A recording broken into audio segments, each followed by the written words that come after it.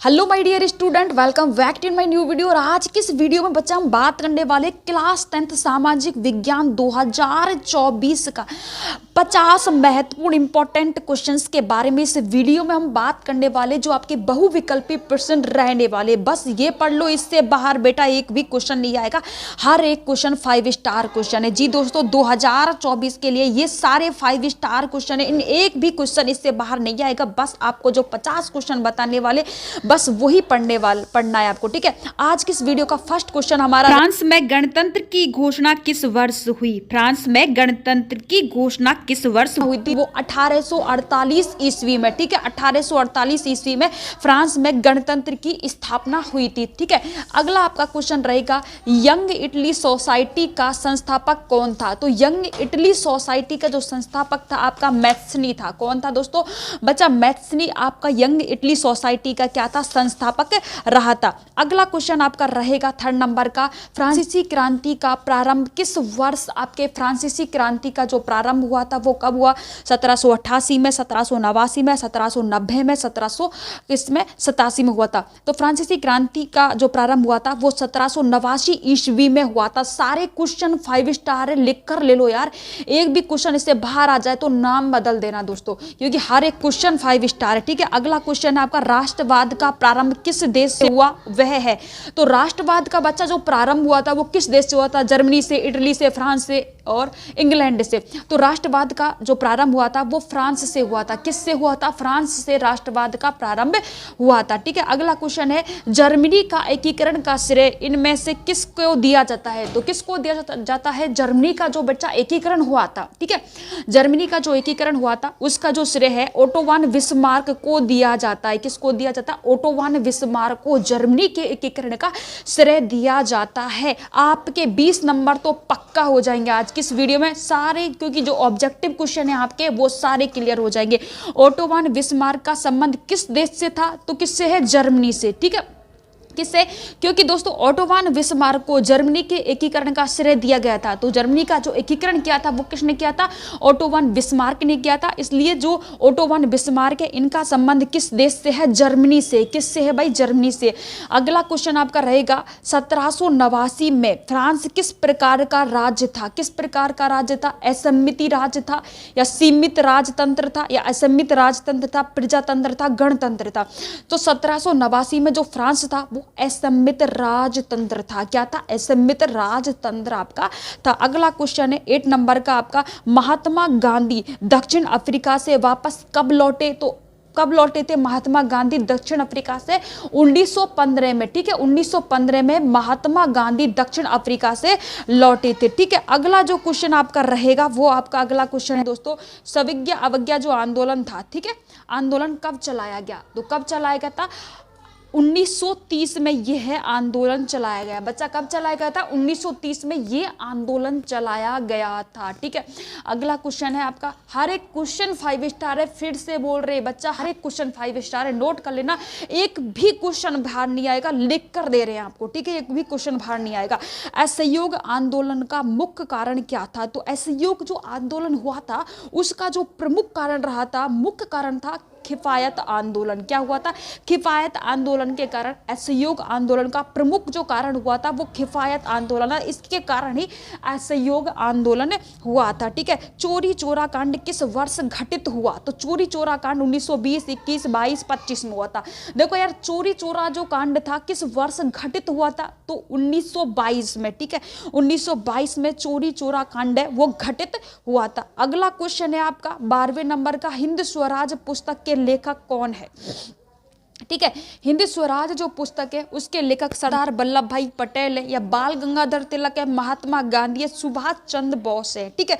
तो हिंद स्वराज जो थे, जो पुस्तक थी, इसके जो लेखक थे वो महात्मा गांधी थे। महात्मा गांधी ने हिंद स्वराज पुस्तक लिखी थी अपने देश को आजाद कराने के लिए, ठीक है।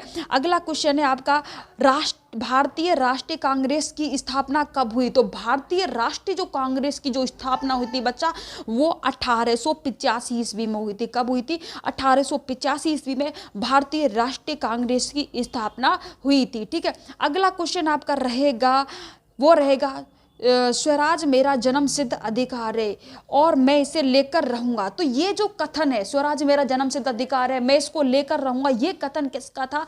बाल गंगाधर तिलक ने कहा था कि स्वराज मेरा जन्म सिद्ध अधिकार है और मैं इसको लेकर ही रहूंगा। तो ये किसका था?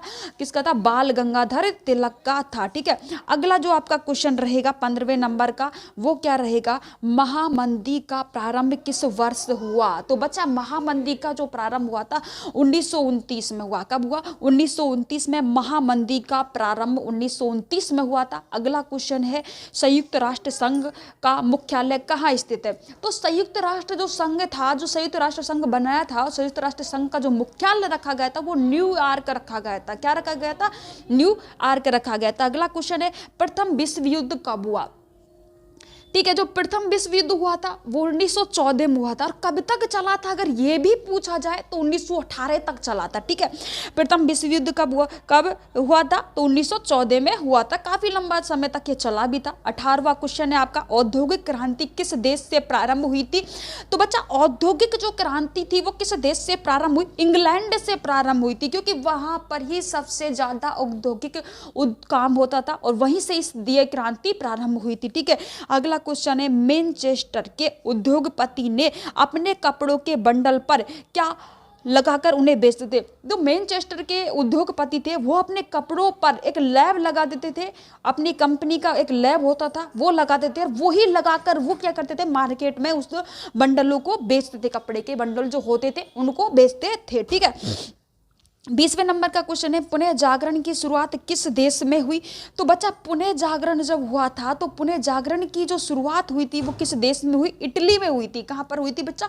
इटली में पुनः जागरण की क्या हुई थी? देश की शुरुआत हुई थी। अगला क्वेश्चन है पेरियार रामास्वामी नायक कौन थे? तो कौन थे भाई? एक समाज सुधारक थे। क्या थे? एक समाज सुधारक थे, जो हमारे समाज में होने वाले जो अत्याचार होते हैं उनको रोकने में ये क्या करते थे? अपना महत्वपूर्ण बच्चा योगदान निभाते थे। ठीक है, 22वें नंबर का क्वेश्चन हमारा रहेगा पंजाब में भूमि नवीनीकरण का मुख्य कारण क्या है? तो पंजाब में जब भूमि नवीनीकरण हो रहा है इसका मुख्य कारण क्या हो रहा है? ठीक है, गहन खेती है, वनोन्मूलन है, अधिक सिंचाई हो रही है या फिर अति पशुचारण है? तो देखो पंजाब में भूमि नवीनीकरण का बस एक ही मुख्य कारण है, वो क्या? अधिक सिंचाई। वहां पर क्या करते हैं दोस्तों? ज्यादा से ज्यादा जो किसान भाई होते हैं वो अधिक से अधिक सिंचाई करते हैं, ये इसका प्रमुख कारण है। अगला क्वेश्चन है 23वें नंबर का, कपास की खेती के लिए कौन सी मृदा उपयुक्त है? तो कपास की जो खेती होती है बच्चा वो काली मृदा उसके लिए सबसे ज्यादा उपयुक्त है। अगला क्वेश्चन है निम्नलिखित में से किस राज्य में सीढ़ीदार खेती की जाती है? तो सीढ़ीदार खेती के लिए सबसे प्रसिद्ध राज्य है उत्तराखंड है। कौन है बेटा? उत्तराखंड है। उत्तर प्रदेश मत करना, उत्तराखंड है। ठीक है, तो उत्तराखंड फेमस है इसके लिए। चिपकू आंदोलन संबंधित है। तो चिपकू आंदोलन आपको सभी को पता है कि पेड़ों के लिपट के पेड़ों को बचाया गया था, पेड़ों के चिपक के। तो ये वन संरक्षण के संबंधित है। किससे है? वन संरक्षण से संबंधित है, क्योंकि वन किस में आते हैं? पेड़ पौधों से आते हैं। तो ठीक है, अगला क्वेश्चन आपका रहेगा बच्चा 26वें नंबर का जो आपका क्वेश्चन है वो क्या रहेगा? सुंदरवन राष्ट्रीय पार्क किस राज्य में स्थित है? ठीक है, तो सुंदरवन जो है राष्ट्रीय पार्क है वो पश्चिम बंगाल में स्थित है। बच्चा कहाँ पर है? पश्चिम बंगाल में स्थित है। अगला क्वेश्चन है जल मंडल का कितना प्रतिशत भाग समुद्री जल के रूप में उपलब्ध है? तो देखो जल मंडल का कितना प्रतिशत भाग समुद्री जल के रूप में है? तो वो 97.5% है। कितना है बच्चा? 97.5% जल है। अगला क्वेश्चन है इनमें से कौन सी रबी की फसल है? तो चावल है या मोटे अनाज है या चना है या कपास है?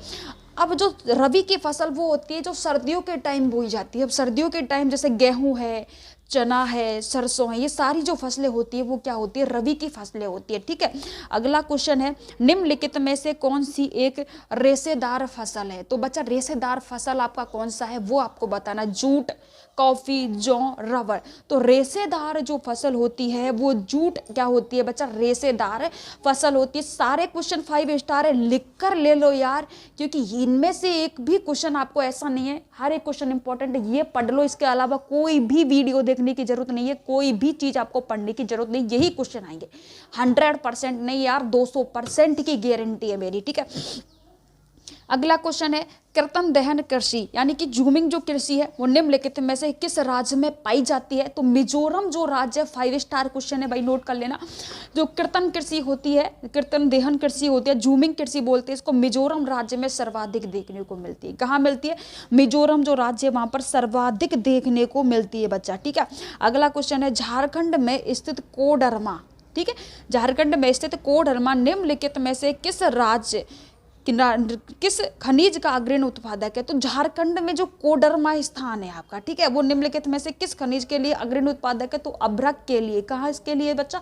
अभ्रक के लिए ये सबसे ज्यादा इंपॉर्टेंट है। अगला है बम्बई हाईवे प्रसिद्ध है। तो बम्बई हाईवे किसके लिए प्रसिद्ध है? तेल शोधक कारखानों के लिए प्रसिद्ध है। अब बहुत सारे बच्चों के दिमाग में ये आ जाएगा कि बम्बई हाईवे क्यों प्रसिद्ध है। अगर ऑप्शन में फिल्म सिटी के लिए आ जाएगा तो बच्चा है ना, बहुत सारे बच्चे इस पर ही ऑप्शन को सही कर देंगे, क्योंकि सबको पता है कि बम्बई में सबसे ज़्यादा फिल्म बनती है। तो ऐसा नहीं करना, क्योंकि सबसे पहले बम्बई में फिल्म बनने से पहले ही बम्बई हाईवे किसके लिए प्रसिद्ध था? वो तेल शोधक कारखानों के लिए प्रसिद्ध था। तो इसका सही आंसर आपका तेल शोधक कारखाने ही रहेगा बच्चा, ठीक है। अगला क्वेश्चन आपका 33वें नंबर का हमारा रहेगा, वो क्या रहेगा कि निम्नलिखित में से कौन सा खनिज आधारभूत है। तो आधारभूत खनिज कौन सा है जिसकी हमें सबसे ज्यादा आवश्यकता है? तो वो लोहा अयस्क है। कौन सा होगा बच्चा? लोहा अयस्क आपका हो जाएगा, ठीक है। अगला क्वेश्चन होगा 34वें नंबर का, एंथ्रोसाइड का संबंध किस खनिज से है। तो एंथ्रोसाइड जो है कोयला होता है एंथ्रोसाइड, और इसका संबंध किस खनिज से है? कोयला से, ठीक है। और अगला क्वेश्चन हमारा रहेगा, निम्न में से कौन सा उद्योग चूना पत्थर को कच्चे माल के रूप में प्रयुक्त करता है। अब देखो, कच्चे माल के रूप में कौन प्रयुक्त करता है? कौन सा उद्योग है? वो सीमेंट होता है। चूना जो पत्थर होता है ना, उसको कच्चे माल के रूप में हम जिसमें काम में लेते हैं वो सीमेंट है बच्चा। क्या है बच्चा? सीमेंट वो होता है, ठीक है। 36वें नंबर का आपका क्वेश्चन रहेगा बच्चा, निम्नलिखित में से कौन सा आधारभूत उद्योग है। तो आधारभूत जो आपका उद्योग है, चाय है, गन्ना है, लोहा है, इस्पात है, जूट है। तो आधारभूत जो उद्योग होता है बच्चा वो होता है लोहा और इस्पात। ये एक आधारभूत उद्योग होता है। अगला क्वेश्चन रहेगा आपका, श्रीलंका में निम्नलिखित में से कौन सा बहुसंख्यक वर्ग है। तो देखो, श्रीलंका की में जो बहुसंख्यक जो वर्ग होता है वो सिंगली है। कौन सा है? सिंगली। अगर पूछा जाए श्रीलंका में सर्वाधिक जो पाया जाता है जनसंख्या, वो सिंगली ही की ही पाई जाती है, ठीक है। अगला क्वेश्चन रहेगा आपका, वो रहेगा भारत में कुल कितने संघीय राज्य हैं। तो भारत में अगर संघीय राज्यों की बात की जाए तो 28 है। हमारे इंडिया में टोटली 28 राज्य, संघीय राज्य 28 हैं। अगर अगला क्वेश्चन है आपका, भारतीय संघ में अविशिष्ट शक्तियों को प्राप्त है। तो भारत संघ में जो अविशिष्ट शक्तियां किसको प्राप्त है? संघ को प्राप्त है बच्चा। किसको? संघ को प्राप्त है। अगला क्वेश्चन है, इनमें से कौन सा बहुजन समाजवादी पार्टी का संस्थापक है। देखो, बहुजन समाजवादी पार्टी के जो संस्थापक हैं, 5 स्टार क्वेश्चन है, काशीराम है। कौन थे बच्चा? काशीराम जो है वो बहुजन समाजवादी पार्टी के संस्थापक हैं। अगला क्वेश्चन आपका रहेगा, निम्न में से किसको कृषि क्षेत्र कहते हैं। तो कृषि क्षेत्र जो हमारा होता है, कृषि को सबसे ज्यादा फर्स्ट में प्रोवाइड दी जाती है। एक्चुअली कृषि को सबसे ज्यादा प्राथमिकता दी जाती है, ठीक है। तो प्रथम प्राथमिक क्षेत्र होता है ये। अगला क्वेश्चन है, भारत के करेंसी नोट कौन जारी करता है। तो भारत में जो करेंसी नोट जो होते हैं वो जारी करता कौन है, ठीक है। ये आपको बता देना है कि भारत में जो करेंसी नोट है वो सबसे ज़्यादा कौन जारी करता है। तो भारतीय रिजर्व जो बैंक है वो करेंसी नोट को जारी करता है बच्चा, ठीक है। अगला क्वेश्चन है, विश्व व्यापार संगठन की स्थापना कब हुई। तो बता देना है आपको कि भाई विश्व व्यापार जो संगठन है, ठीक है, विश्व व्यापार जो संगठन है इसकी जो स्थापना है 1 जनवरी 1995 में हुई थी। कब हुई थी? 1995 में हुई थी, ठीक है। अगला क्वेश्चन है आपका, सार्वजनिक और निजी क्षेत्र आधार पर विभाजित है। जो बच्चा सार्वजनिक और जो हमारे निजी क्षेत्र है वो उद्योगों के स्वामित्व पर आधारित है, ठीक है, स्वामित्व पर है। तो आज का ये वीडियो आपको कैसा लगा, ठीक है, आज का दोस्तों ये वीडियो आपको कैसा लगा एक बार यार कमेंट करके जरूर बता देना। अगर आपने वीडियो कंप्लीट देखा है तो यार, अगर आपको वीडियो हेल्पफुल लगा है तो चैनल को जरूर सब्सक्राइब करना और अपने एक दोस्त के साथ वीडियो को ज़्यादा से ज़्यादा शेयर करना, क्योंकि दोस्तों अगर ये सारे 5 स्टार क्वेश्चन है अगर अपने सारे क्वेश्चन एक बार अच्छे से नोट कर लिए और पढ़ लिए ना भाई, मेरी गारंटी है यार, एक भी क्वेश्चन बाहर नहीं जाएगा। बस ये पढ़ लो, इससे बाहर अगर एक भी क्वेश्चन चल जाए ना, नाम बदल देना यार, एक भी क्वेश्चन बाहर नहीं जाएगा। दोस्तों आप मिलेंगे नेक्स्ट वीडियो में एक जबरदस्त क्वेश्चनों के साथ में। तो आज की वीडियो में इतना ही, मिलते हैं नेक्स्ट वीडियो में, तब तक के लिए bye bye, take care, love you.